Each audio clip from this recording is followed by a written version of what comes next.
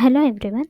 ನಾನು ಲಾಸ್ಟ್ 2 ವಿಡಿಯೋನಲ್ಲಿ ಆರ್ಡರ್‌ನ ಹೇಗೆ ಕ್ರಿಯೇಟ್ ಮಾಡೋದು ಆ್ಯಂಡ್ ಕ್ರಿಯೇಟ್ ಆಗಿರೋ ಆರ್ಡರ್‌ನ ಕಾರಿಗರ್‌ಗೆ ಹೇಗೆ ಅಸೈನ್ ಮಾಡೋದು ಅಂತ ನಿಮಗೆ ಎಕ್ಸ್‌ಪ್ಲೈನ್ ಮಾಡಿದ್ದೆ. ಇವಾಗ ಅಸೈನ್ ಆಗಿರೋ ಆರ್ಡರ್‌ನ ಕಾರಿಗರಿಂದ ಹೇಗೆ ಇಸ್ಕೊಳ್ಳೋದು ಅಂತ ನಿಮಗೆ ಎಕ್ಸ್‌ಪ್ಲೈನ್ ಮಾಡ್ತೀನಿ. ಕಾರಿಗರ್ ಹತ್ರ ಇಸ್ಕೊಬೇಕಂದ್ರೆ ನೀವು ಫಸ್ಟು ಕಾರಿಗರ್‌ಗೆ ಹೋಗಬೇಕು. ಅದಾದಮೇಲೆ ಕಾರಿಗರ್ ಔಟ್‌ವರ್ಡ್‌ಗೆ ಹೋಗಬೇಕು. ಕಾರಿಗರ್ ಔಟ್‌ವರ್ಡಲ್ಲಿ ನಿಮಗೆ ಕಾರಿಗರಿಂದ ಯಾವ್ಯಾವ ಐಟಮ್ ರಿಸೀವ್ ಆಗಿದೆ ಅಥವಾ ಯಾವ್ಯಾವ ಐಟಮ್‌ನ ನೀವಿನ್ನು ರಿಸೀವ್ ಮಾಡ್ಕೋಬೇಕಂತ ಶೋ ಆಗುತ್ತೆ. ಇಲ್ಲಿ ಕಾಣಿಸ್ತಿರೋದೆಲ್ಲ ಆಲ್ರೆಡಿ ಐಟಮ್ಸ್ ಏನಿದೆ ಅದು ರಿಸೀವ್ ಆಗಿದೆ. ಈಗ ನಾನು ಈ ಐಟಮ್‌ನ ರಿಸೀವ್ ಮಾಡ್ಕೋಬೇಕು. ರಿಸೀವ್ ಐಟಮ್ ಮೇಲೆ ಕ್ಲಿಕ್ ಮಾಡಬೇಕು. ಅದಾದಮೇಲೆ ಇಲ್ಲಿ ನಾವೇನು ಅಸೈನ್ ಮಾಡಿದ್ವಿ ಆ ಡೀಟೇಲ್ಸ್ ಶೋ ಆಗುತ್ತೆ.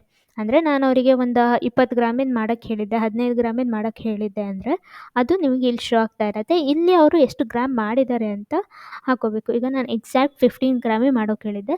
ಅವರು ಒಂದು 15.400ಗೆ ಮಾಡಿದ್ದಾರೆ. ಸ್ಟೋನ್ ವೆಯ್ಟ್ 0.500 ಇದೆ.